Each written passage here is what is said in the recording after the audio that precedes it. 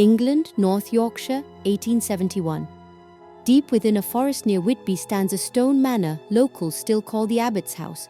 It once belonged to Jonathan Hargraves, a former pastor who renounced his ministry after the death of his wife. They say he turned to spiritualism. He wrote treatises on the afterlife and held seances to hear the voices of the dead.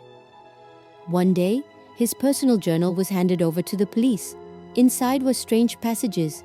He claimed to have found a way to listen to the departed, that his wife's soul never left the house, and that at night in his library, the armchair creaks with no wind. Neighbors spoke of lights burning late into the night and of a figure seen sitting by the fireplace. But Hargraves lived alone. In 1871, he vanished. The door was locked from the inside.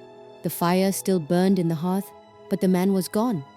All that remained was a pile of ash, scented with unfamiliar incense, and an old Bible, opened to a single verse. And the mouths of the dead were opened, and they spoke the word. Today, the house is abandoned.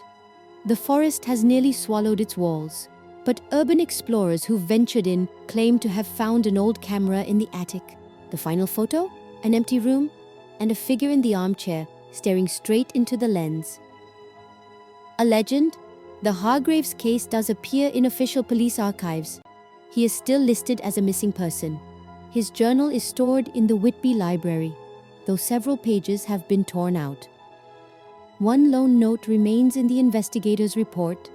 The house is quiet, too quiet. Not even the mice make a sound. Sometimes the dead don't leave the places where they were loved too much.